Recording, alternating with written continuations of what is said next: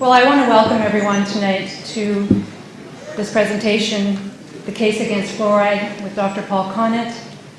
I'm going to be doing the initial phase of this seminar by talking about the work of Dr. Weston A. Price, the Canadian dentist who basically was able to determine the real cause of tooth decay. But before I get started, there are several people that I'd like to thank for helping put this evening together. First of all, of course, it's Dr. Paul Connett, who's here all the way from New York State, and the People for Safe Drinking Water. And they're here tonight as well.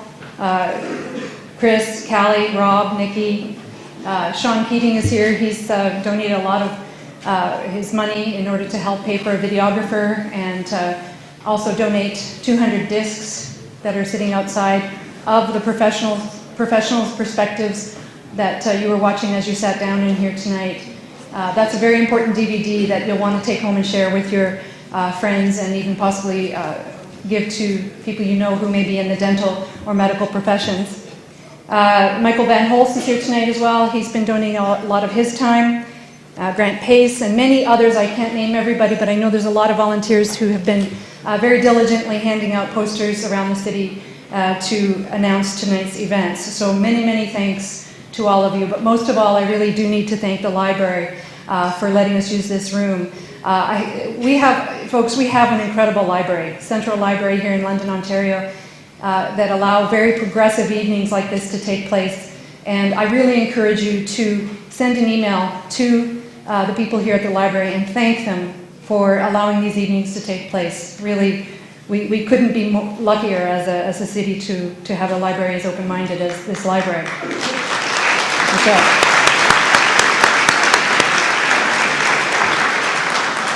So please let them know about that. And also, I want to basically let everyone know there's some volunteers in the audience with a registry to write your name and email on. This is voluntary. You don't need to write your name on it. If somebody can make sure that the volunteers are handing out the clipboards so that you can write your names and emails on it, that would be wonderful. Subsequent to tonight, if we're having a lot of difficulty still with even city council members, we may have to do a petition or a plebiscite or something to follow up with this evening to try and continue our efforts to remove fluoride from city water. And I'd like to, on that note, acknowledge in the audience any city councillors who may be here this evening that would like to make themselves known. If you're a city councillor here tonight, please stand up and acknowledge yourself. I know Denise is here. There's Denise Brown. Thank you, Denise. Standing ovation for Denise. Standing ovation.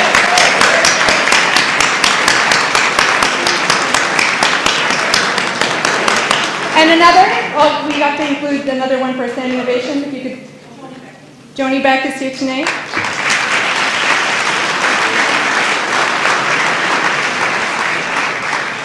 And now I apologize, did I miss any city councillors? It's crowded in here. Okay, so we have 2 city councillors here tonight. We want to acknowledge you for being here. That's wonderful. And also, I just want to make a note of something that was said in the London Free Press with regards to pseudoscience and not being able to finding credible information on the internet. I found that a very strong statement to make, a very disturbing statement to make in the media to discourage us from getting information about fluoride from the internet, when indeed you can find a lot of peer-reviewed studies on the internet that are promoting or telling us about a lot of problems that we're finding with fluoride. You can go to National Institutes of Health and find several studies, published peer-reviewed studies showing potential dangerous effects of fluoride on humans and even animals as well. So there are studies that are online. There's a lot of bad information on the internet. I agree with you. I agree with that side of the story. But my goodness, there's a lot of tremendous, powerful and very credible information on the internet. So please don't let those types of statements discourage you from doing research on the internet. You can do your own due diligence by finding the source of the study and making sure that it's credible as well. And also, I want to acknowledge one other person before I formally get started, and it's Andy Oudman from CJBK. Please.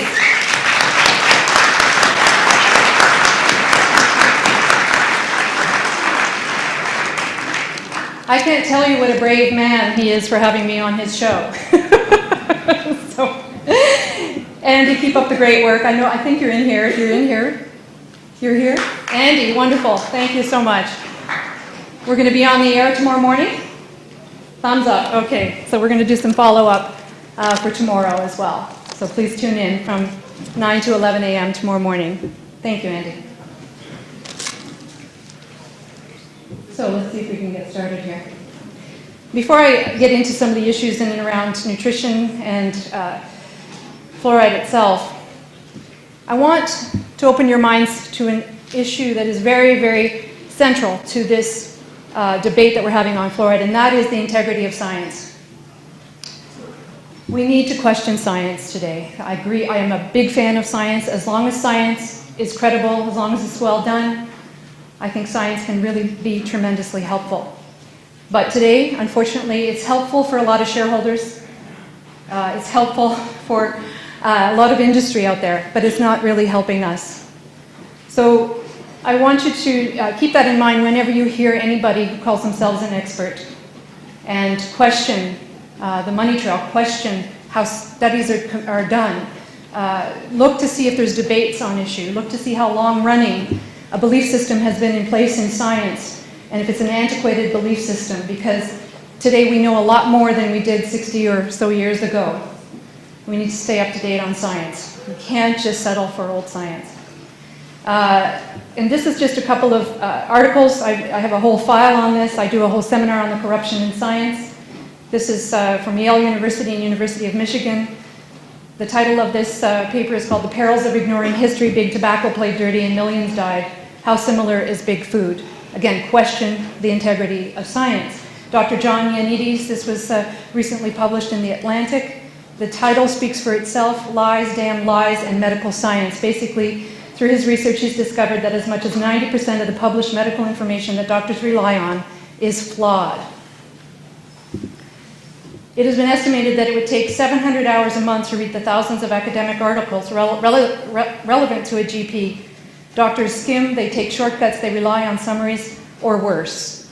So there's no possible way to keep up with the research. And many times when doctors read the summaries of research, they don't read the actual study itself. And the summary can actually contradict the research that was done in the body of the study.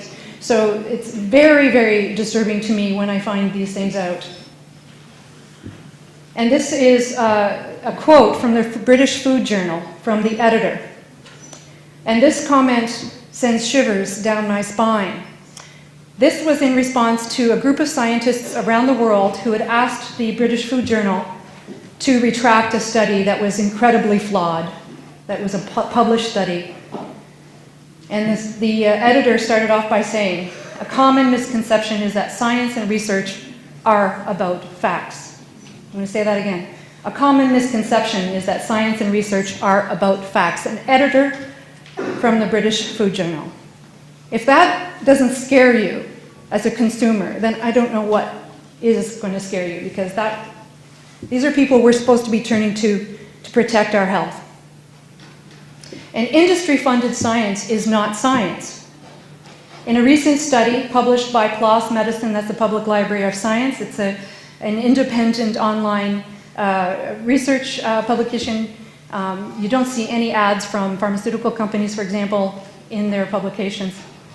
And according to, in one recently published study, according to one of the authors, he's saying if a study is funded by the industry, it may be closer to advertising than science. And that's exactly what we're looking at today. Marketing-based science, not evidence-based science. I want to see science return to evidence-based science, not science that is coming to conclusions to suit industry. And here's just a little humor. There they are again, the 5 most terrifying words in TV news, according to a new study. Here's another one, from evidence-based medicine to marketing-based medicine, evidence from internal industry documents. While much excitement has been generated surrounding evidence-based medicine, internal documents from the pharmaceutical industry suggest that the publicly available evidence base may not accurately represent the underlying data regarding its products. The industry and its associated medical communication firms state that publications in the medical literature primarily serve marketing interests. How many people in the audience are pissed off when you read about things like this? You can tell I am. Should you trust your doctor? 20% of Canadians say doctors do more likely to make errors now than they were 10 years ago. 39% say doctors are more concerned about dealing quickly with patients. 40% say doctors care less about patients than 10 years ago. Over 50% say doctors don't readily admit to their mistakes. And finally, some 67% of Canadians do not believe doctors have their best interests at heart. And that was according to a Maclean's poll back in August of 2010. And a lot of what's happening, with regards to our healthcare system, is that we're not questioning the sacred cow. We're not questioning our health officials. Yet look at how sick we are today, and I'm going to talk a little bit more about that in a second. We're incredibly sick when you look at the number of mental disorders we're seeing today, chronic diseases. To me, it's just unacceptable when we're spending billions of dollars on healthcare. And by 2030, they're going to keep getting worse, because by 2030, here in Ontario, healthcare is expected to take up 80% of our operating costs.